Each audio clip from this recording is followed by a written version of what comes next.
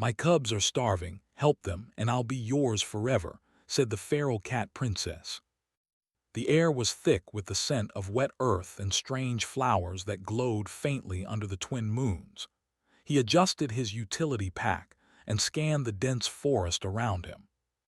This planet was supposed to be quiet, uninhabited, an untouched world where he could gather resources for his struggling colony. But there was something alive here, something watching. He froze.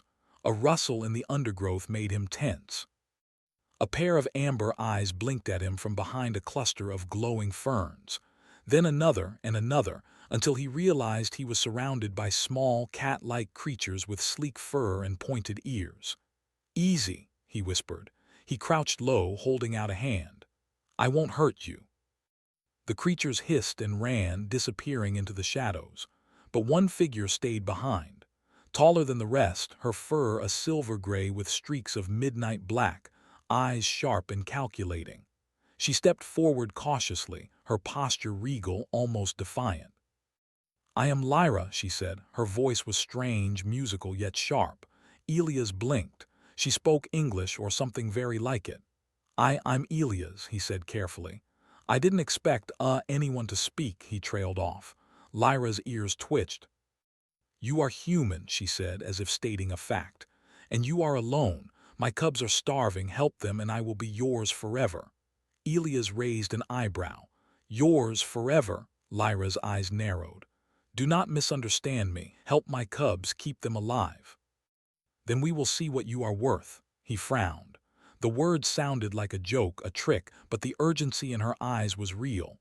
"Where are your cubs?" he asked. Lyra's tail flicked and she moved ahead, turning sharply into the dense forest. Elias followed cautiously. The forest seemed alive around him, trees bending slightly, leaves rustling with a strange rhythm, almost as if the planet itself were breathing. After a long walk, they came to a clearing.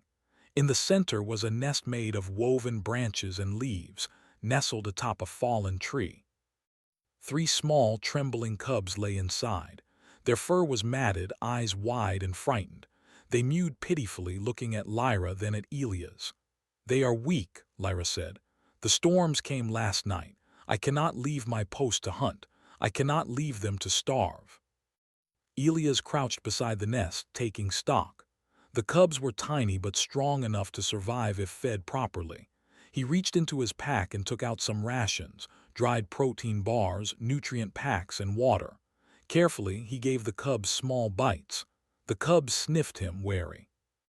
One brave little one nibbled, then another, until all 3 were eating. Lyra watched silently, her tail flicking slowly. "You are clever," she said finally. "Most outsiders would have run or tried to kill me." Elias shrugged. "I just didn't want them to die." Lyra tilted her head, studying him. "Humans are strange. They think with their minds, not just with their instincts. Perhaps you are worth something." The sun began to set, painting the forest in hues of orange and purple. Elias packed the leftovers, ensuring the cubs had enough to last the night. "Why me?" he asked. "Why not let them die and move on?" Lyra's ears flattened slightly. "Because you have courage. Most species would ignore me. Most humans would not have followed into my forest. Most would not have fed the cubs without asking for something in return." Elias smiled faintly. "I guess I don't always follow the rules." She tilted her head again, a flicker of amusement in her eyes. "Perhaps you will do more than feed the cubs. Perhaps you will help me survive." "What do you mean?" he asked, curious and cautious. Lyra's expression darkened. "My people are under threat. A rival species, the Varkans, hunt us. They seek to claim this world, to destroy our nests, to take what is ours. I cannot fight them alone, but if you help me," she stepped closer, lowering her voice, "you may find yourself part of something greater." Elias swallowed. This was more than he expected. He had come to Nyara 9 for resources, not interstellar politics. But he looked at the cubs, huddled together and trembling. His decision was made before he even thought about it. "Okay," he said. "I'll help. What do you need?" Lyra's eyes glinted. "You will hunt, you will gather, you will protect, and you will not fail." "I won't," he said firmly. Night fell. The forest changed. Strange glowing plants illuminated paths and distant cries echoed through the trees. Lyra guided Elias to a small river where food could be found. She watched him fish with a small tool he had fashioned from his equipment. His technique was strange to her, but it worked. He caught several small fish and a few crustaceans, enough to feed the cubs and themselves. By the time they returned, the cubs were calmer, their bellies full. They nuzzled Elias, a tentative bond forming. Lyra's eyes softened slightly as she observed this. "You are different," she said. "Most humans cannot survive here. Most would falter at the first sign of danger." "You," she trailed off unsure. "You adapt," Elias smiled. "It's what we do," Lyra's tail twitched. "Perhaps, but my people have not seen humans, not like you. Perhaps you are more than I expected." The wind picked up, rustling the leaves. A distant roar echoed through the forest. Elias froze. Lyra's ears flattened. "The Varkans are near," she said. "They hunt at night. You must stay alert. They smell fear, weakness. Any sign of hesitation and they will strike." Elias nodded. He set up a small perimeter with his equipment, creating alarms and traps as best as he could with minimal tools. The cubs huddled in the nest, safe for now. Hours passed. Nothing attacked. The forest seemed to hold its breath. Finally, Lyra relaxed slightly and sat beside him. "You will help me?" she asked softly. "I already do," Elias said, "and I will continue to do so." Her amber eyes glimmered in the moonlight. "Then perhaps humans are worth more than we believed." The night deepened. Elias felt a strange sense of belonging, even on this alien world. For the first time in a long while, he felt that being human, clever, adaptable, and brave was something to be proud of. He knew dangers lay ahead. The Varkans were real and they were coming. But for now, the cubs slept. Lyra watched and he prepared for whatever came next. And somewhere in the shadows, the forest seemed to whisper, "The human is different. The human is strong. The human will change everything." Elias did not know the future. He did not know if he would survive the coming storms, the predators, or the cunning of the Varkans. But he knew one thing for certain. He would not let the cubs die. And Princess Lyra, she had never encountered a being like him before. For the first time, she felt a flicker of hope that perhaps humans, strange, unpredictable, clever, could be more than allies. They could be a force that even the stars would remember. The forest was alive, dangerous, and beautiful. And in the middle of it, a human and a feral princess stared at the sleeping cubs, knowing that this night was only the beginning of something far greater than either of them could imagine. The next morning, Nyara 9 Forest was alive with sounds Elias had never heard before. Birds with shimmering feathers sang strange melodies. Insects with glowing wings darted between the underbrush, and the wind carried scents both sweet and sharp. Elias adjusted his gear and glanced at Lyra, who was perched on a low branch, her silver-gray fur glinting in the early sunlight. "The cubs are safe for now," she said, her eyes scanning the forest edges. "But the Varkans will not wait. They strike when we are unprepared. We must act before they see us as weak." Elias nodded. He was still learning about her people, their ways, and the strange rules that governed their lives. But one thing was clear.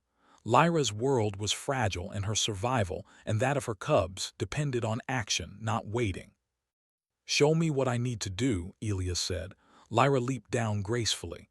"You hunt, you gather, you protect, you think like a predator, and you adapt faster than any of my kind. That is why I brought you here." Elias smiled faintly. "Sounds simple enough." Lyra's ears twitched, a faint sign of amusement. "Do not underestimate the forest. It is alive, and it tests those who enter. Do not fail." They moved deeper into the forest. Elias quickly realized that survival here was not like anything he had trained for. The trees were taller than buildings, their branches twisting into impossible shapes. Plants with razor-sharp leaves grew along the paths, and small carnivorous creatures lurked in the shadows. Elias had to stay alert at all times. He set small traps for food, an idea foreign to Lyra's people, who relied mostly on instinct and speed. She watched as he constructed a simple net from vines and rocks, baiting it with small fruits and insects. Within minutes, a small lizard-like creature was caught. Elias carefully removed it, checking its health, and fed the cubs. Lyra blinked in surprise. "You think with your mind. Most of my people would never consider such cleverness. They rely on claws, speed, and hunting in packs. You improvise." Elias shrugged.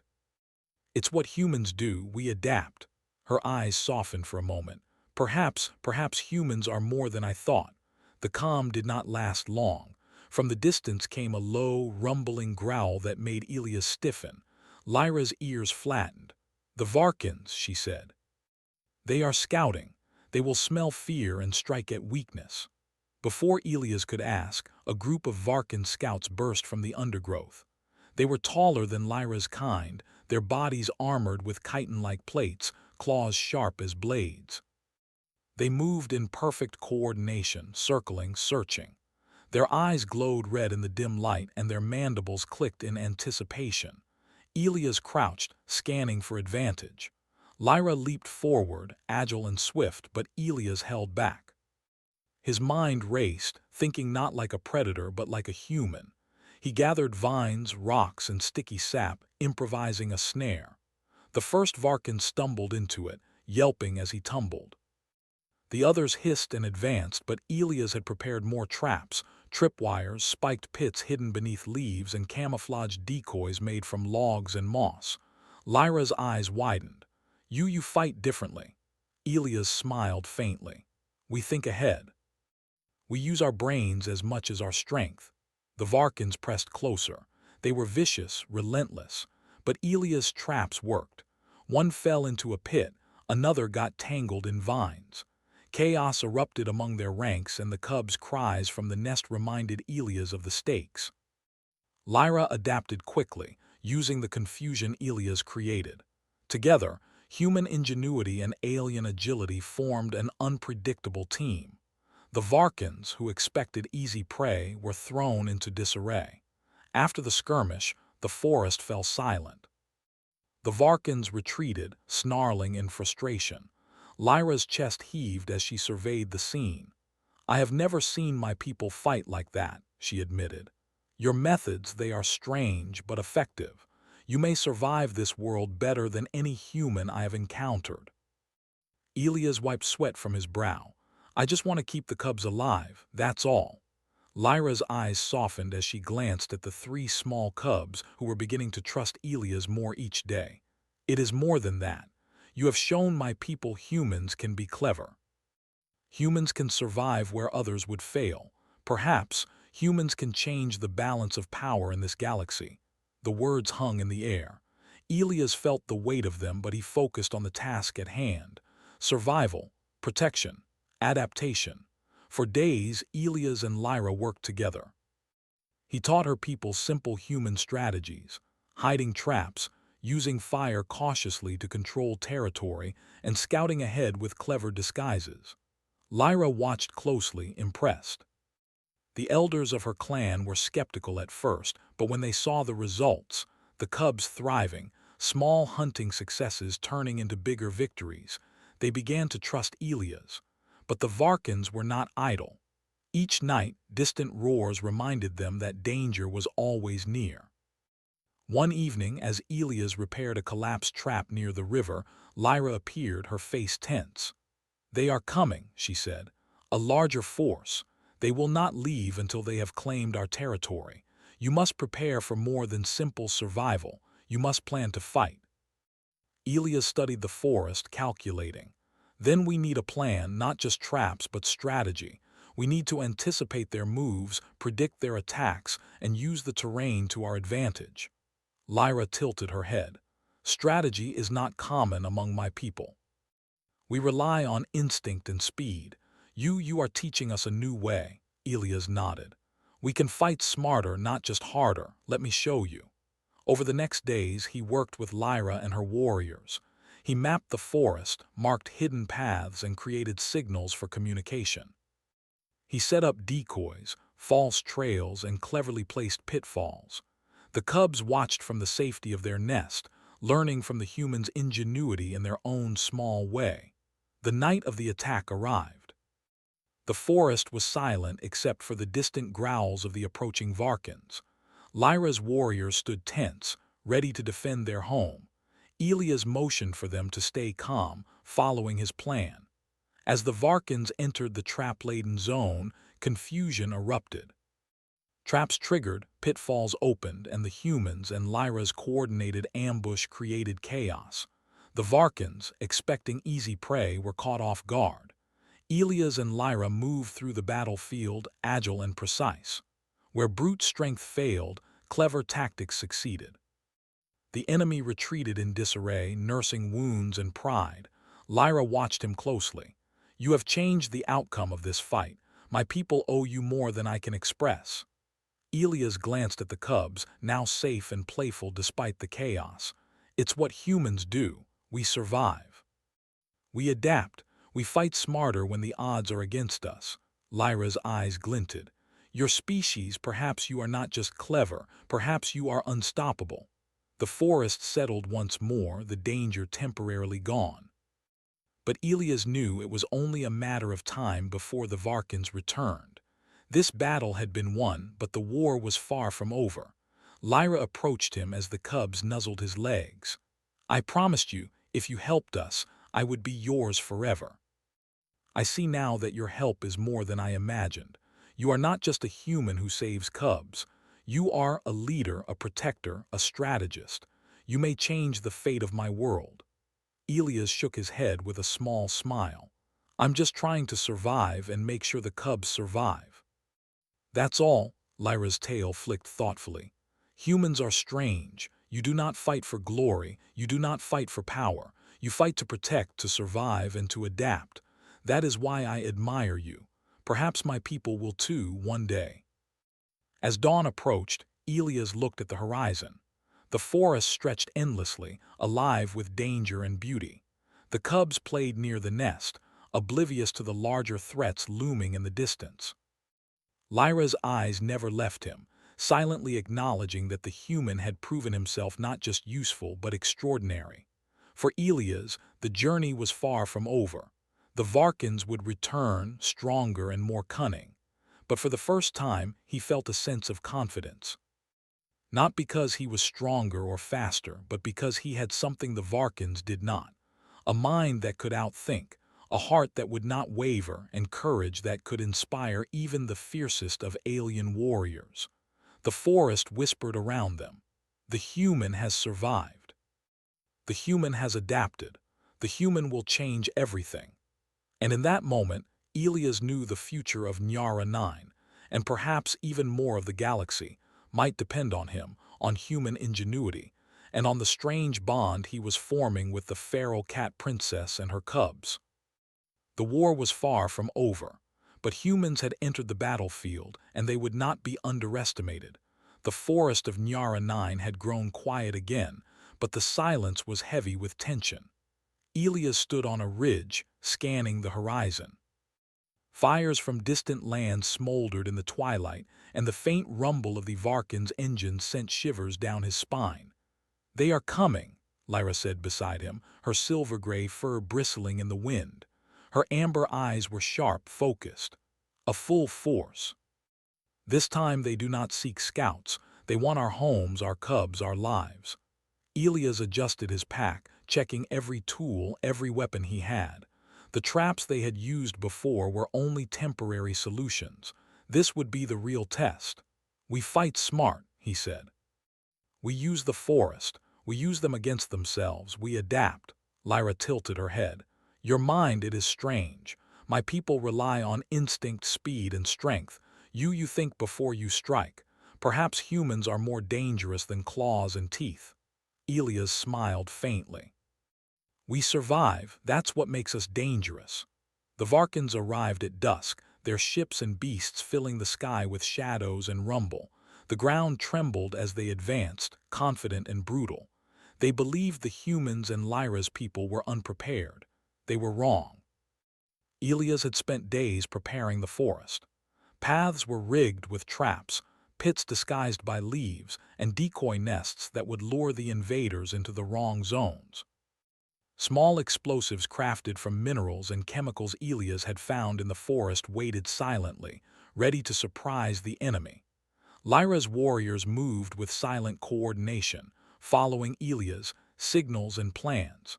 For the first time, instinct and intellect worked together. Humans and aliens had become a single, unpredictable force. The Varkans, first wave charged, roaring and slashing, confident that they would overwhelm the defenders. But as they reached the forest edge, everything changed. Rocks and logs swung down from camouflaged ropes, knocking enemies off balance. Hidden pits opened, swallowing armored soldiers. Explosions from small traps sent others flying, while decoys confused their formations. The Varkans roared in frustration. "They are clever," one shouted. "This is not normal, they fight differently."